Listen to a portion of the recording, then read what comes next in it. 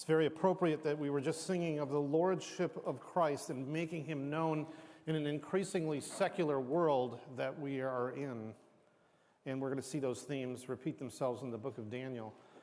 Our dear children, I want to give you release and dismissal to go to children's churches this time, and I want to thank you as well for all your drawings during the holiday season, some of which have made it into the Fulton Light. If you didn't pick that up this morning, there's a few of those pictures in there. The rest of them are hanging on my refrigerator at home.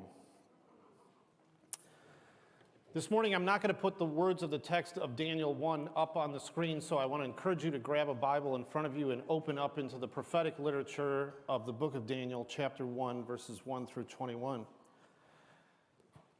As author Kenneth Baugh relates, there are two ultimate tests in life, right? There is the test of adversity and there's the test of prosperity. Now, I think we understand the test of adversity. That's easy. Not to give in to despair. Not to doubt God's love, power, and presence in our lives when something difficult happens to us. We find ourselves saying things like this: God, I've been faithful and now I'm in this forsaken place. God, I thought you'd take care of me. What have I done to deserve this? But I want to suggest to you that maybe it's the challenge of prosperity that might be even more difficult than the one of adversity. Why is that? The challenge there is not to forget God, not to act as though we're self-sufficient and self-satisfied when things are going well. Why is it that God has my undivided attention during the times of adversity, yet barely gets a nod when I'm prospering? And how do we pass these two ultimate tests of adversity and prosperity? I don't know about you, but I learn best by having a real example, having a person who models what this behavior should look like. There are just so many things you can learn without seeing it by example. A lesson I learned the hard way one year when I was in Belarus, and I had the ambitious idea that I would teach Belarusian students who've never seen the game of American baseball how to play baseball. I brought baseball bats in our trip. We brought gloves. We brought baseballs. We even had makeshift base paths. And you've never seen anything so hilarious. There's so much lingo to learn when you're playing baseball. And I was trying to draw it all on a board. And eventually, after lots of frustration and questions, I said, maybe it'll be easier if we just go out to the field and do this, right? Have you ever seen anyone run from third to second to first? We had that a lot of times. My favorite part, though, was the several young ladies who insisted that it was appropriate for them to bat while wearing high heels. Needless to say, the entire exercise was somewhat foolish, but they did at least have a lot of fun swinging the bat at baseballs over and over again. Learning by example is what we really need in a case like that. Maybe if they would have observed us watching a game or playing a game of baseball for a while, it would have been easier to take in. And that's what we need when we look at the book of Daniel. Daniel is just like us. He was tested by adversity and prosperity, yet he was able to remain resolute in his faith. He's going to be our mentor in the coming weeks when we talk about faithful living in an increasingly faithless society that we're in. We're going to reconsider some wonderful stories, unfortunately stories that are usually kept only among our children, stories about a fiery furnace, a lion's den, a writing on the wall, and other stories like that. Unfortunately, we've all too often consigned them to quaint little lessons for our children and failed to realize how much they apply to us as adults as well. The character and person of Daniel is going to be our guide in the coming weeks.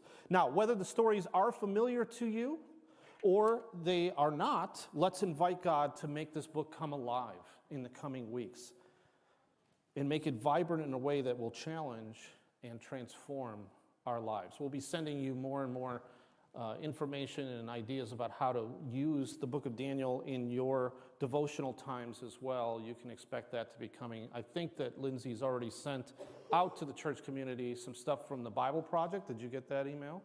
On Daniel, and you can watch a little video overview on that book. Let's dive right in. And the first part of Daniel, I just want to read the first 2 verses so that we get the context of this verse and where we're at. Verses 1 and 2. In the 3rd year of the reign of Jehoiakim, king of Judah, Nebuchadnezzar, king of Babylon, came to Jerusalem and besieged it. And the Lord gave Jehoiakim, king of Judah, into his hand, with some of the vessels of the house of the Lord, right out of the temple. And he brought them to the land of Shinar, to the house of his God, and placed the vessels in the treasury of his God. So where does our story begin? The grand story of Daniel does not begin with telling us who Daniel is so much as it begins with what is happening in this time of history, the time of history of God's people. This book was in fact written about a very key epic in the time of history of our Bible, and maybe one of its saddest. Many, if not most, of the books of the Old Testament were in fact written during or about this particular time, including the book of Daniel, and we know this time to be the time of the exile. One of the distinctions I'd like to make is that the Old Testament tends to center around particular periods of time. Starting with the book of Exodus, the Davidic kingdom has a lot of stuff written around that period of time, and then around the exile. A good proportion of your Old Testament is actually dealing with the years leading up to the exile, the 70 years of the exile itself, and just what comes after that. That makes up a good part of the latter part of your Old Testament. Even the Jewish scriptures to this day, which we would know as the Tanakh, organize the books of what we call the Old Testament around this period of history. It is so important to defining what it means to be a Jew, what it meant to be the people of God. And in this period, in case you're not well informed, the nation of Judah was defeated by the Babylonians. The temple was desecrated and their people were carted off far from home and forced to become citizens of a world empire. Jerusalem and the temple itself were laid waste. You can get an idea from the map how far away some of the people were carted off across the Middle East. This was a time of geopolitical intrigue, national tragedy, but most of all, spiritual shame. The glory of their nation, the symbol of God's relationship to them in the temple, was taken away from them. And there were many questions that arose, not just from the outside, but internally. Well, where was God in the midst of all of this? They questioned how God could allow something like this to happen. Weren't they, after all, the chosen people? God must be either unfaithful to them or else he's incompetent, not powerful enough. And so you can see a hint of that even in the first 2 verses that I read aloud here, that there's a glimmer of bitterness in these verses. But even in the midst of that bitterness, there is an affirmation as well that God is still in control. You see that? Daniel is a book that deals with God's people at a time that they never expected, which is a little bit ironic given how many of the prophets told them about it.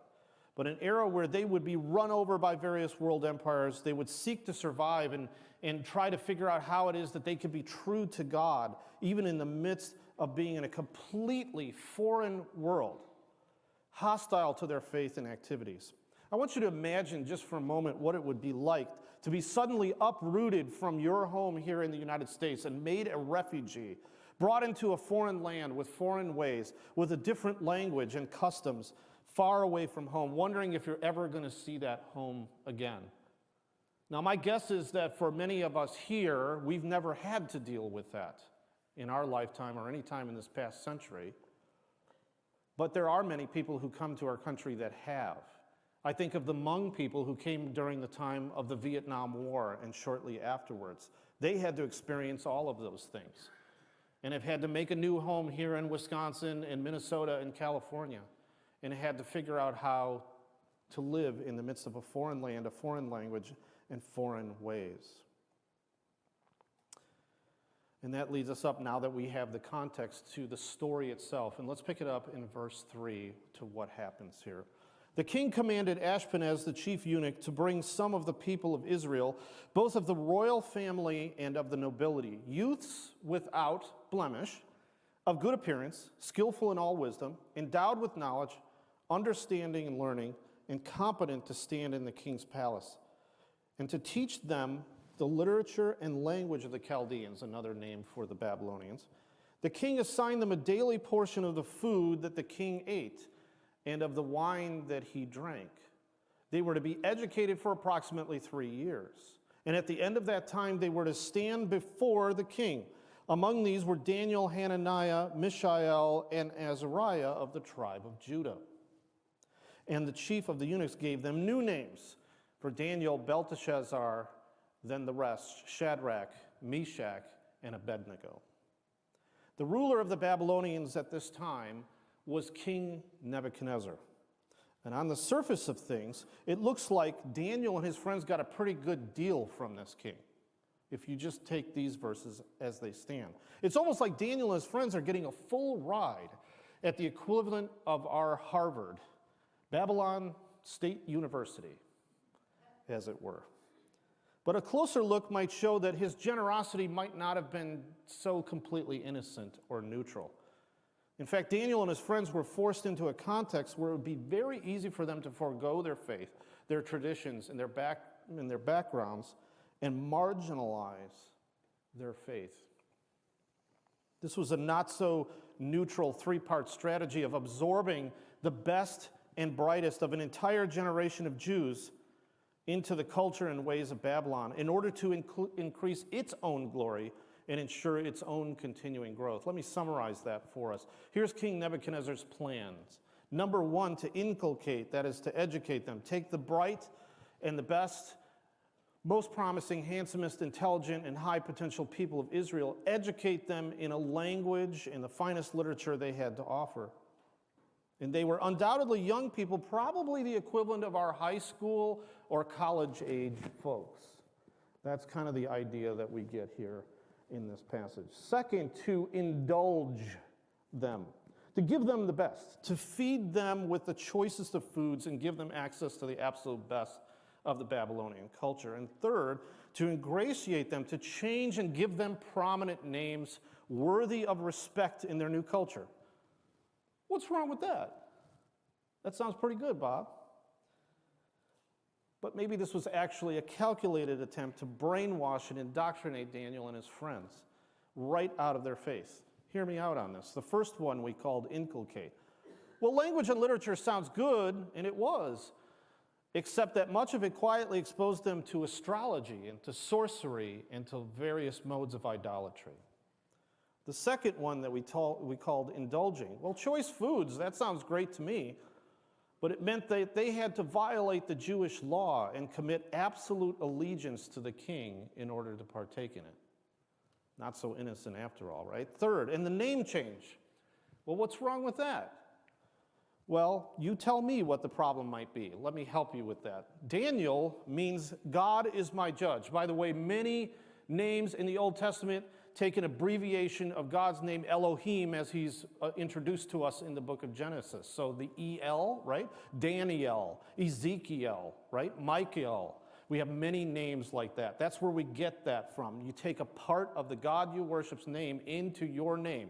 God is my judge. Notice what his name was changed to. Belteshazzar means this: may Marduk's wife protect the king. Another example, Azariah, by the way, that's the other phrase that we borrow God's name from. That's Yahweh, God's covenant name.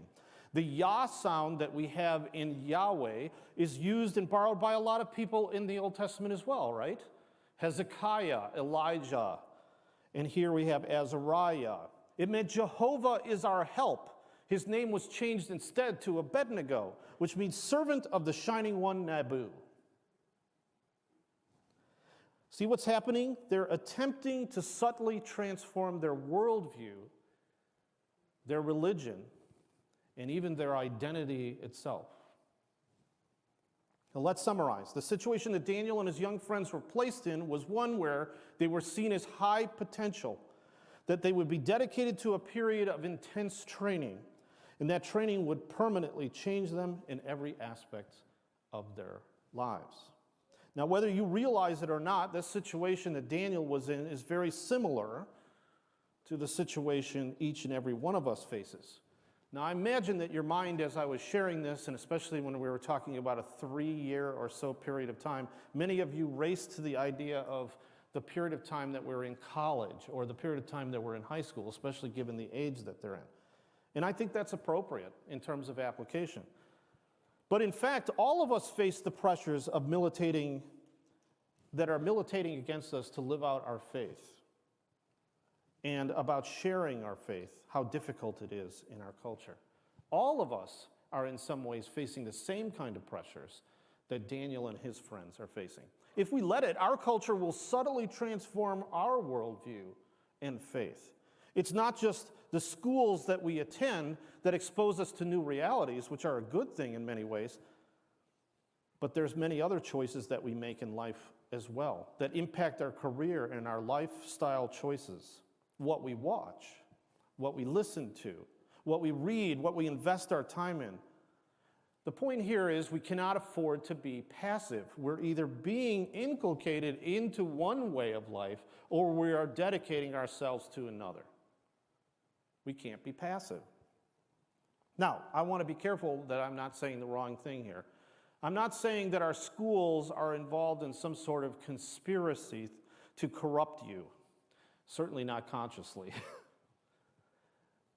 And I'm not saying that just because you watch your television or you read things on the internet or social media that all of it is terrible and wrong and you should avoid it.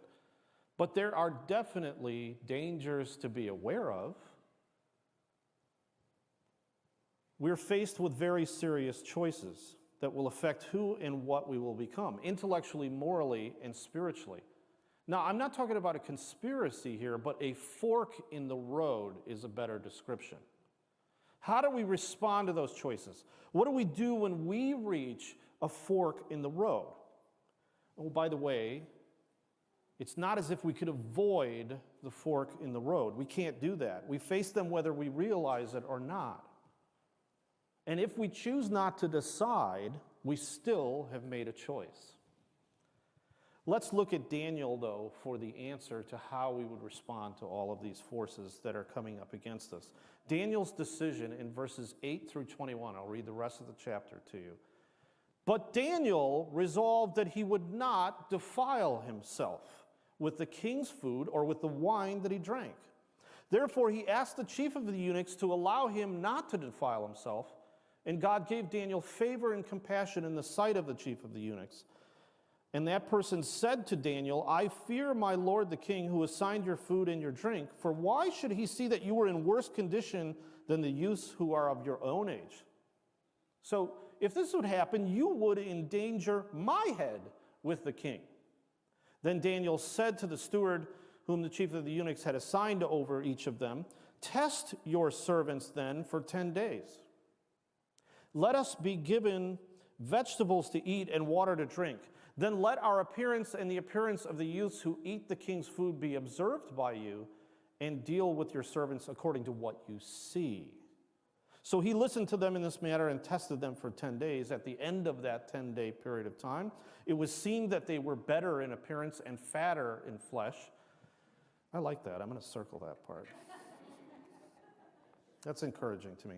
Then all the other youths who ate at the king's food. So the steward took away their food and the wine that they were to drink and gave them instead vegetables. And as for these 4 youths, God gave them, who gave it to them? God, learning and skill in all literature and wisdom. And Daniel had understanding in all visions and dreams, and at the end of the time, when the king had commanded that they should be brought in, the chief of the eunuchs brought them in before the king himself. And the king spoke to them, and among all of them none was found like Daniel and his companions. Therefore they stood before the king, and in every matter of wisdom and understanding about which the king inquired of them, he found them 10 times better than all the magicians and enchanters that were in all of the kingdom. And Daniel was there until the first year of King Cyrus. I want to read that last line again. The last line of chapter 1 is an explosive verse. It's a powerful verse when we read the rest of the book of Daniel. It seems like a little epitaph, a little throwaway comment, but it's actually very powerful because we know that Daniel would go on to serve many kings in many situations over many years. Daniel was there until the first year of King Cyrus. We imagine that Daniel's career probably lasted more than 70 years over many kings and different kingdoms. It's almost as if this little throwaway comment is there for all of the Israelites to read, that kings and kingdoms may come and go, but those who are faithful to the Lord, God will prosper them. And that's sort of the lesson that we see here. Okay, so let's come back to Daniel's decision. Essentially, Daniel is faced with all of these things, all these expectations upon him, and in King Nebuchadnezzar's plan to indoctrinate them with all the ideas of Babylon. And he essentially had what I would imagine to be 3 choices in response to that. I'm going to use 3 choices that we teach to all of our missionaries before they go on a short-term mission trip. When you go to a foreign culture and you are there to share your faith, you essentially have the choice to do one of these things: to have fun, to flee, which you're going to put in the past tense, flight, or to fit, or that is to say, to fight. Let's go through those for a little bit. In our cross-cultural training, the first one is called fun. To go native. It's as though we say, I'm going to give in, I'm going to adopt the new culture, I'm going to reject my own. And many of us, unknowingly, without realizing the choices we have before us, make that type of a choice. Many of our young people do that when they go to college for the first time. Statistics show that this time of life, when people go to college, that they make the most crucial decisions about life and who and what we will become, as well as the people that we will have relationship with. But yet many people walk away from God, even people who have attended church their entire lives. They give in and they have fun. They go native while they're in school. What I want you to realize, if you're a young person here or you're approaching those years, you are making decisions about what kind of people and ideas will influence you and which ones won't. You are making friends and establishing habits that will shape one way or the other the rest of your life. Do you simply go with the flow? Do you do what everybody else does around you? Or does your faith ever cause you to rethink what you say, what you do, and what you think? You know, when I was a freshman, this was a choice that I was unconsciously making. When I was around party animals on my floor, I became a party animal. And then when I was around my Christian friends, I tried to act like a Christian and do Christian things. See what I'm talking about? I just went native. The problem is I became very confused, fickle, and eventually a lonely person. Much of it was pretending to have fun and to escape the pressures that were on me. Is that the choice that we are making? And it's not just college students who make that choice. As adults, we can acquiesce into the culture too. How easily we are swayed by social media, by what we're watching on Netflix, by talk around the water cooler at work, or just by the air we breathe, the social mores, where we avoid sharing our faith. We find ourselves never speaking about our faith or doing anything about it and using some cynical excuse about how it won't make any difference anyway, or that's not allowed in this situation. Really? And that leads to our second option. If the first option isn't very good, to have fun, the second one is not any better. His second choice could have been flight, complete avoidance, rejection of the culture of Babylon. If you don't like what you see, just rule it out. And surround yourself only with what you're comfortable with.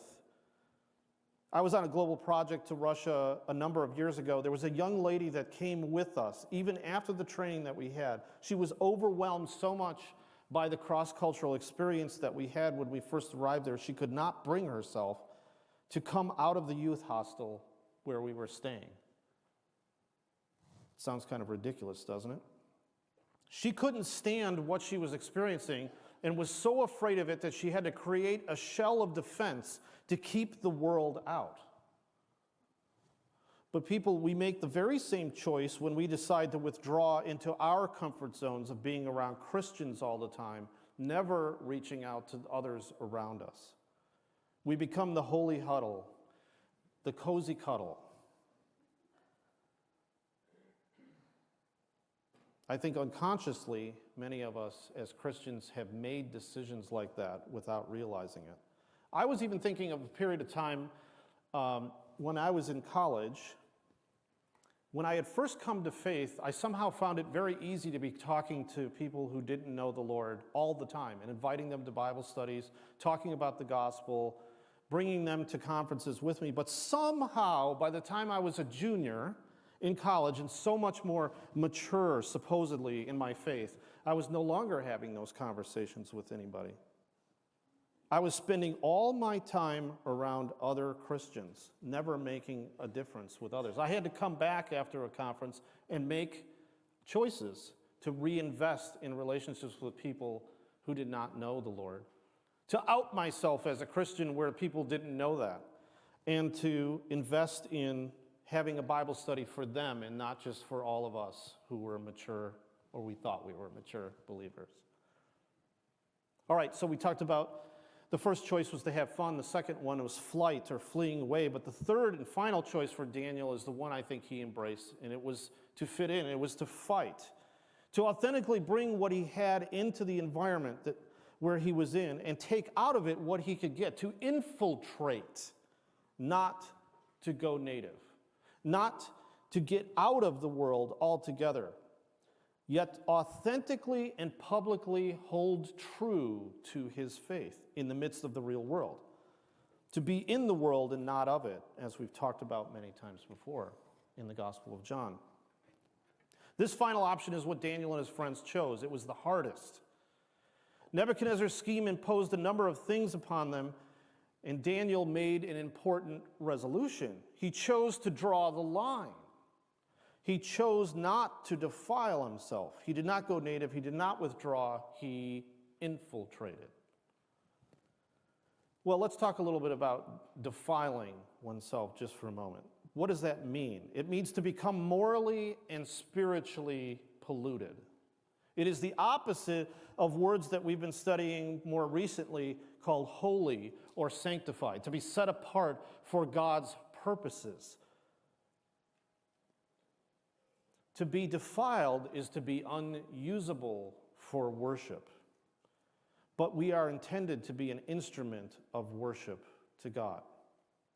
Daniel's choice here and his negotiation of the 10 days is not a compromise. Daniel would attend Babylon State University, but he would not graduate from Babylon School of Idolatry, okay? He simply could not allow himself to be softened up by the king's food. He was resolute, but he did it with wisdom. Did you look at the manner of his request?